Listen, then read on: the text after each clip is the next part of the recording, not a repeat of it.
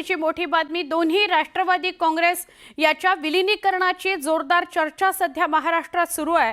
आणि असं असतानाच पवार काका पुतण्या आज पुन्हा एकदा एकत्र एकाच मंचावर येत आहेत। राज्य शिखर बँकेच्या चर्चासत्रानिमित्तानं शरद पवार आणि अजित पवार एकाच व्यासपीठावर येणार आहेत। आज सकाळी मुंबईमध्ये या शिखर बँकेचा कार्यक्रम होतोय। काही दिवसांपूर्वीच राष्ट्रवादी काँग्रेसच्या विलीनीकरणावर शरद पवारांनी वक्तव्य केलं होतं, पण चर्चा मात्र अजूनही कायम आहेत राष्ट्रवादी काँग्रेसच्या विलीनीकरणाच्या। आणि त्या पार्श्वभूमीवर आजच्या कार्यक्रमामध्ये पुन्हा दोघे काका पुतण्या एकत्र येतात का, समोरासमोर येतात का, हे बघणं महत्त्वाचं ठरणार आहे।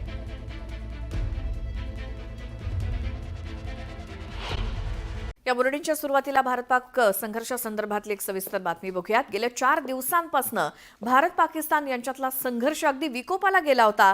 हल्ले प्रतिहल्ले सुरूच होते आणि अशा स्थितीत डीजीएमओच्या पातळीवरती संवाद साधत दोन्ही देशांमध्ये शस्त्रसंधी झाली।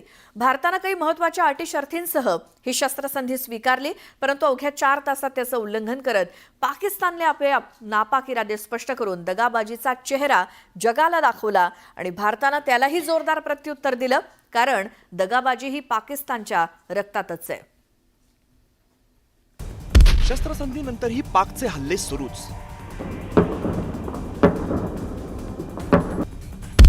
अवघ्या 3 तासात शस्त्रसंधीला हरताळ।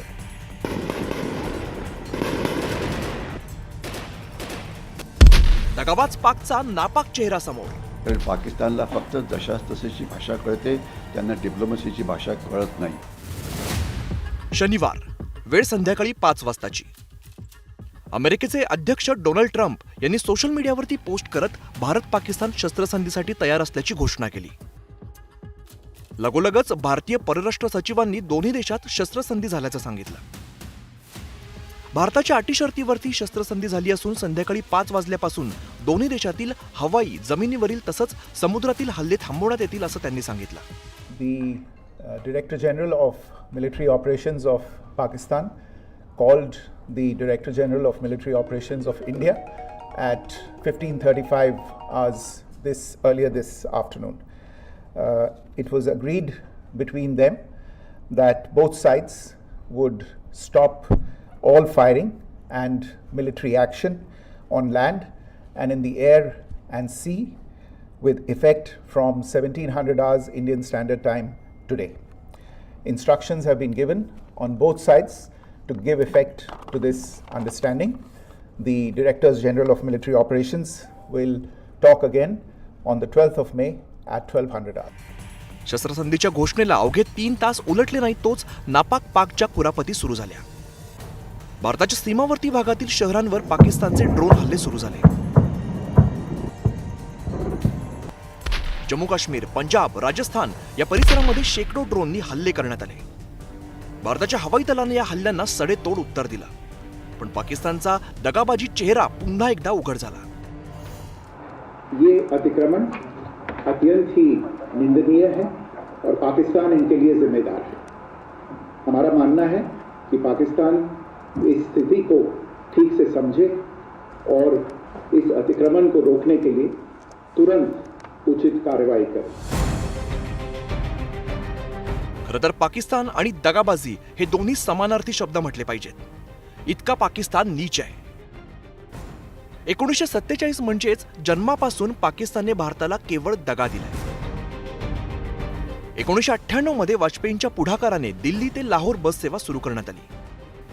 याच बसने वाजपेयी लाहोरला गेले। तिकडे पाकिस्तानी पंतप्रधान नवाज शरीफ यांनी त्यांचं स्वागत केलं। वाजपेयी आणि शरीफ यांनी गळामिठी सुद्धा घेतली।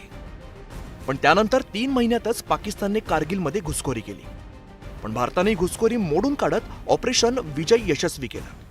2001 मध्ये वाजपेयींनी पाकिस्तानचे जनरल परवेज मुशर्रफ यांना भारतात येण्यासाठी निमंत्रण दिलं।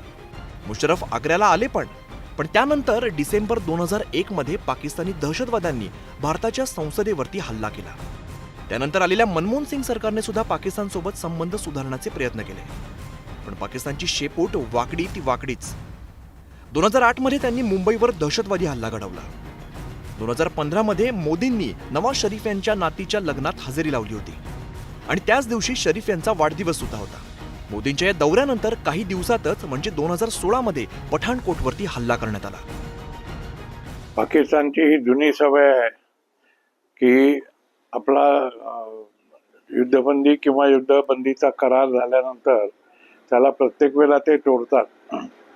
1948च्या युद्धापासून हे सुरू झालेलं आहे. ते 48, 65, 71, 99 अशा चारही युद्धांमध्ये पाकिस्तानने केलेले सगळे करार तोडलेले आहेत. त्यांनी कधीच त्या करारांचं पालन केलेलं नाही आहे. त्यामुळे या कराराचं सुद्धा तो पालन करणार नाही यामध्ये मला अजिबात शंका नाही आहे. पाकिस्तान असा देश आहे की ज्याच्यावरती आपण विश्वास ठेवू शकत नाही. वेगवेगळ्या प्रकारे पाकिस्तान धमक्या द्यायचा प्रयत्न करतो की आम्ही न्यूक्लिअर बॉम्ब वगैरे वापरू, परंतु त्याच्याकडे दुर्लक्ष करायला पाहिजे. आणि पाकिस्तानने जर सीज फायर व्हायोलेशन केलं तर त्याला 4 गुणा 5 गुणा जास्त शिक्षा ही द्यायला पाहिजे. पाकिस्तानने नेहमीच भारताला आपला शत्रू मानलाय आणि सतत भारताविरोधात कारवाया करण्यासाठी तो तयार असतो. आणि यासाठी पाकिस्तानने आपल्या भूमीत अनेक दहशतवाद्यांना थारा दिलाय. अर्थात ही गोष्ट तो उघडपणे कधीच मान्य करत नाही. दुसरीकडे भारताने पाकिस्तानला वेळोवेळी चोख प्रत्युत्तर दिलाय आणि यावेळी तर भारतावरील कोणताही हल्ला हा ऍक्ट ऑफ वॉर असेल असा थेट इशारा दिलाय. त्यामुळे पाकिस्तानने पुन्हा एकदा भारताला डिवचण्याची चूक करू नये. Bureau report, news 18 Lokmat.